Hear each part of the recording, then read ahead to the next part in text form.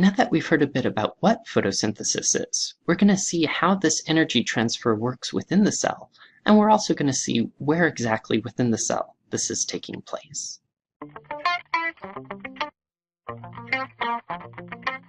So let's talk about energy, its movement, and how it relates to photosynthesis. Often the location in a cell where energy is needed is not the location where that energy is released. And so for that reason, there are specific classes of molecules which are used to transport that energy within the cell. These energy carrier molecules are universal in all cells, meaning all cells have these types of molecules that help in the transportation of energy. Now, one of these molecules we've already talked about, and that is ATP. ATP stores energy in the phosphate bonds. ATP releases energy whenever it loses a phosphate. And the analogy I'd given in class is that ATP is like a rechargeable battery, where it has its fully energized form, but if it gives off some of its energy, instead of being adenosine triphosphate, or ATP, it becomes adenosine diphosphate, or ADP. Now with the two phosphates of ADP, there's still some energy, but this is sort of a low battery. Typically the cell will recharge the battery at this point. However, if the cell is desperate for energy, it can convert that ADP into AMP, adenosine monophosphate. At this point, the molecule has given off all the energy it has, but it is still rechargeable, and so it can go back to add one or two phosphates back to this molecule, bringing it back to its fully energized state. Now, the next type of energy carrier molecules that I'd like to talk about are NADH and NADPH.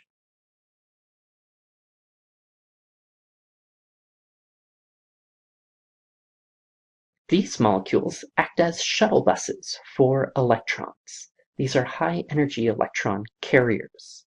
And like a shuttle bus, they pick up passengers in one location and drop them off at the other. The energy of these molecules are really stored within those high-energy electrons. So, in NADPH or NADH form, these are the energized molecules filled with their electron passengers. NADP plus and NAD plus, these are going to be the empty shuttle buses. So these are the low energy forms of these molecules. So we'll see the role that both ATP and also these electron shuttle bus molecules play, both in photosynthesis and cellular respiration. I would like to briefly talk about where photosynthesis is taking place. You may remember when we were discussing eukaryotic cells and their organelles, I had mentioned that plant cells have these organelles known as chloroplasts. These chloroplasts are going to be most abundant in the leaves of the plants. And in fact, it's these organelles that give those leaves their bright green color. When we look at a single leaf cell, we see that there are many chloroplasts within that one cell. And as we zoom in closer to look at that specific chloroplast, we notice that there are two membranes, an outer membrane and an inner membrane. Inside of that inner membrane is a thick fluid known as stroma. And that is actually going to be the location of the second step of photosynthesis, known as the Calvin cycle. Also included within that inner membrane are these green membrane discs known as thylakoid discs. Each of those thylakoid discs is made up of a membrane and an internal thylakoid space. A stack of those discs together is known as a granum. So the structure of the chloroplast is a double membrane organelle, and within that inner membrane we have the stroma, which is that thick internal fluid. Those green membrane discs I had mentioned, the thylakoid discs, they have a membrane and an internal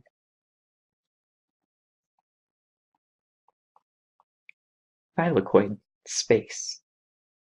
Here we see a zoomed in view of just that chloroplast itself. And again, now just a view inside that inner membrane with our thylakoid discs and the stroma.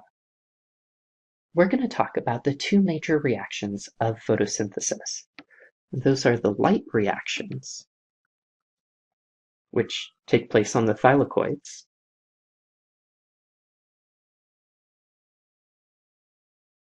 use the pigment chlorophyll,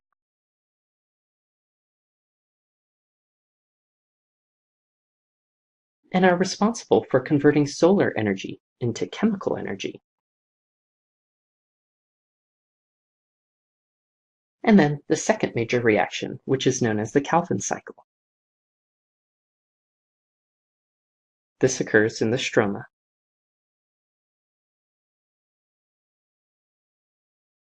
And in the Calvin cycle, we take the chemical energy that was made during the light reactions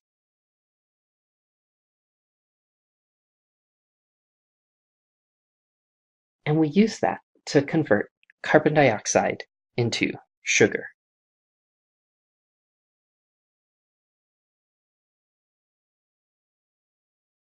So we synthesize sugar from CO2.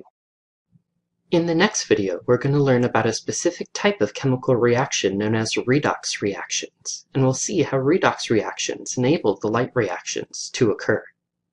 See you in the next video.